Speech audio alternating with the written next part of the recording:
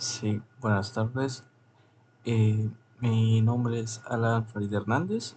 El número de control es 22 y esta es parte de la exposición que se nos fue de tarea explicando procesadores tanto de móviles como de computadoras y smartwatch. Aquí tenemos un pequeño índice de lo que vamos a ver, que sean los procesadores en computadoras, chips de Apple M1, M2, M3, los procesadores de sistemas operativos móviles y los procesadores de relojes inteligentes.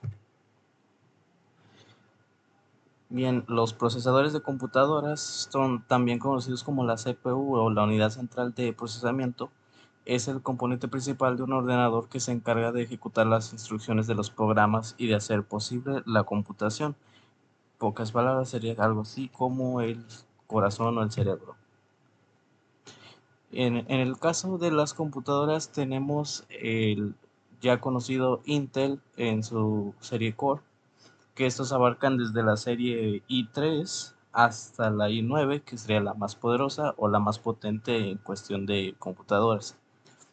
Si bien estas van por generaciones y ya sea desde la generación 5, por ejemplo, hasta la 10ª, pues cada uno mejora en cuestiones de rendimiento y optimizaciones. Aquí dice, los procesadores Intel Core son una línea de CPUs diseñados para ofrecer un buen equilibrio entre rendimiento y eficiencia energética. Se dividen en varias series. Y aquí tenemos unos ejemplos como es el Core i3, que son los más básicos, ideales para tareas ligeras y computación diaria. El Core i5, que ofrece un rendimiento más sólido, adecuados para la mayoría de los usuarios que realizan multitarea y aplicaciones más exigentes. La serie i7, que nos proporciona mayor potencia para tareas intensivas como edición de video y un juego de juegos avanzados. Y el Core i9 siendo lo más potente, destinado a usuarios que necesitan el máximo rendimiento para tareas muy exigentes como edición en 4K, diseños gráficos y gaming extremo. Por otro lado, también tenemos los procesadores AMD en la serie Ryzen, que yo personalmente es uno que yo poseo. Y estos tienen una pequeña diferencia de los Intel, que es aparentemente están más enfocados para el gaming. Sin embargo, no se queda nada atrás.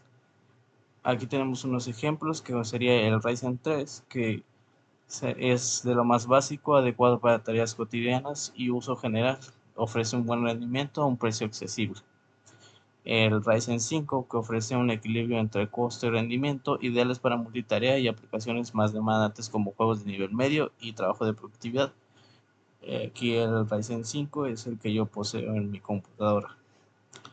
El Ryzen 7 proporciona mayor potencia y son ideales para tareas intensivas como edición de video, diseño gráfico y juegos avanzados.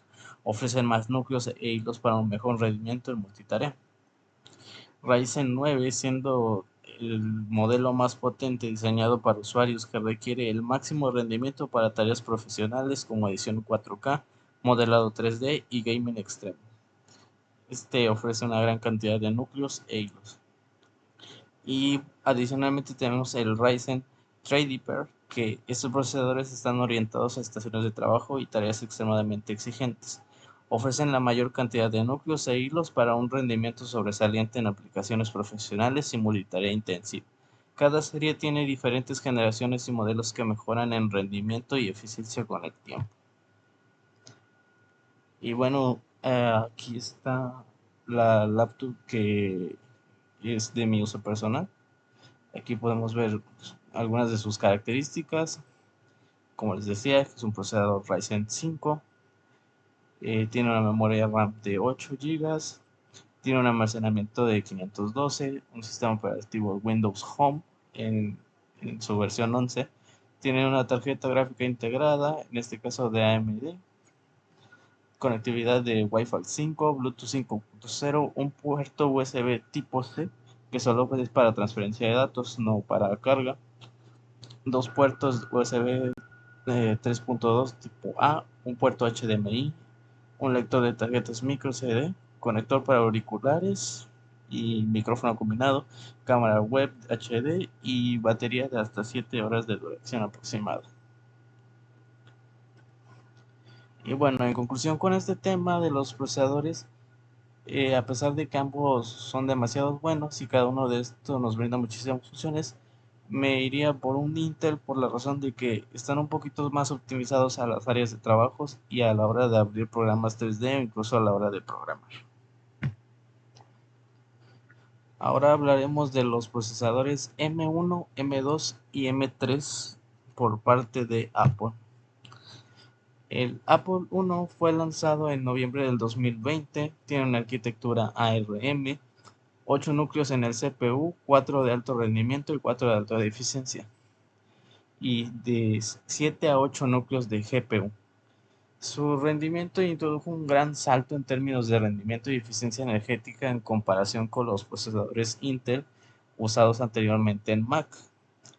La memoria es de hasta 16 GB de memoria unificada y sus principales características es el primer chip de Apple diseñado específicamente para Mac. Incluye una unidad de procesamiento neuronal o Neural Engine, como se le conoce, de 16 núcleos para tareas de aprendizaje automático. Mejora en la duración de la batería y el rendimiento gráfico en comparación con los chips anteriores. El Apple M2, que se lanzó en junio del 2022, tiene la misma estructura o la misma arquitectura, que sería la ARM. Tiene 8 núcleos en la CPU, igual 4 de alto rendimiento y 4 de alta eficiencia, pero este posee 10 núcleos en la GPU. En cuestiones de rendimiento tiene mejoras en la eficiencia en comparación con el M1. La GPU y la CPU ofrecen una mejora en el rendimiento por vatio. La memoria llega a ser hasta de 24 GB de memoria unificada y sus características más destacables es el incremento en el rendimiento de la GPU, ideal para las tareas más intensivas como edición de video y juego, aunque esta se enfoca un poquito más a la hora de editar videos que de jugar. Mejoras en la eficiencia energética y en el rendimiento de la unidad de procesamiento neuronal. Soporte para más memoria unificada en comparación con el M1. Y bien, el Apple M3, que sería el más reciente que tenemos ahora, lanzado en septiembre de 2023, continúa con la arquitectura de ARM. Sin embargo, este está basado en el proceso de 3 nanómetros. Núcleos de 8 igual de la CPU, 4 de alto rendimiento y 4 de alta eficiencia. Y esta diferencia tiene de 12 a 14 núcleos en GPU. El rendimiento que ofrece es un incremento significativo en rendimiento y eficiencia en comparación con el M2, gracias a la nueva arquitectura y el proceso de fabricación más avanzado.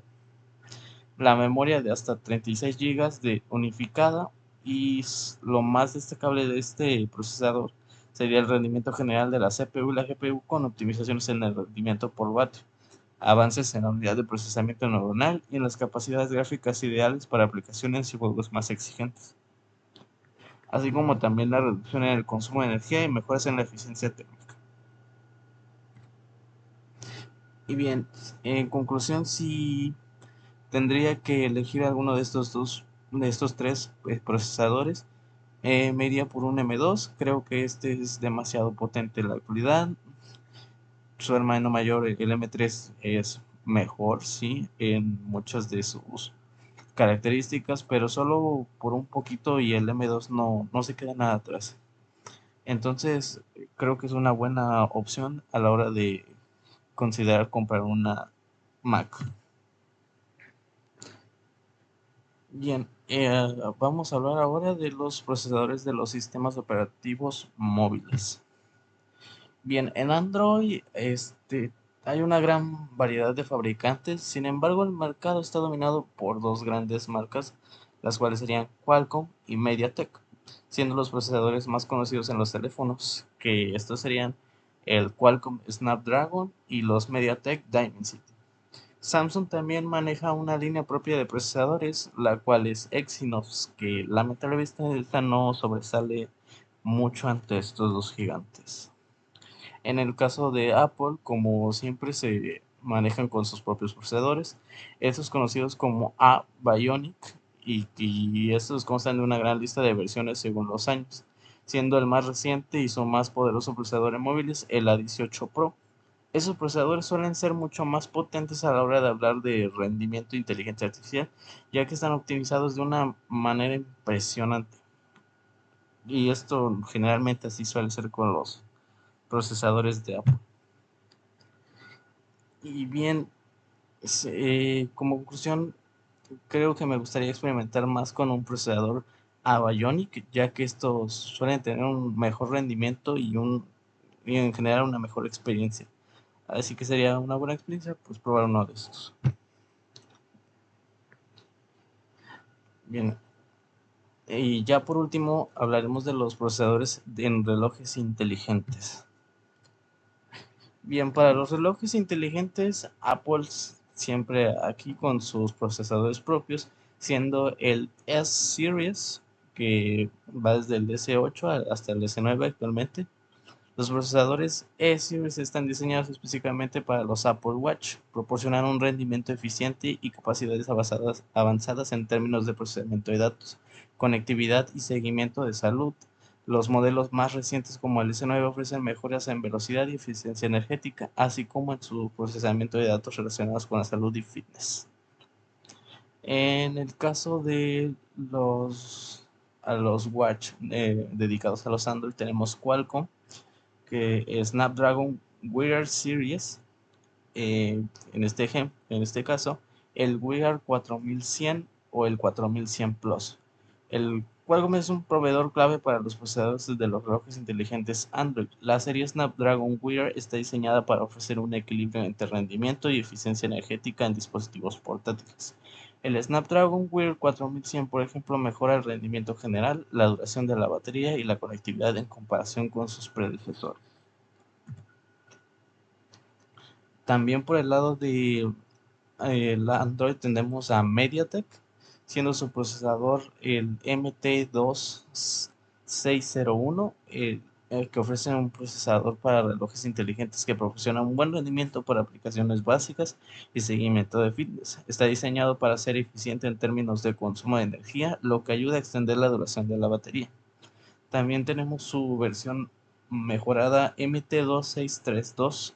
Este procesador es otra opción de MediaTek para dispositivos portátiles centrado en la eficiencia energética y el rendimiento suficiente para funciones básicas y aplicaciones de fitness. Por el lado de Samsung, en sus watch tenemos a los Exynos W Series, que ahora aquí tenemos un ejemplo que sería el Exynos W920. El Samsung ha utilizado su propia serie de procesadores Exynos W para sus relojes inteligentes. El Exynos W920, por ejemplo, ofrece un buen rendimiento y eficiencia energética, optimizando la experiencia en dispositivos portátiles con un enfoque en el rendimiento gráfico y la conectividad. Y en conclusión, yo me iría por un Apple Watch de cualquier generación, incluso por el S, ya que estos ofrecen mayor calidad en software como materiales, lo cual lo hace más atractivo desde mi punto de vista, sinceramente. Bien, y esto sería todo de mi parte.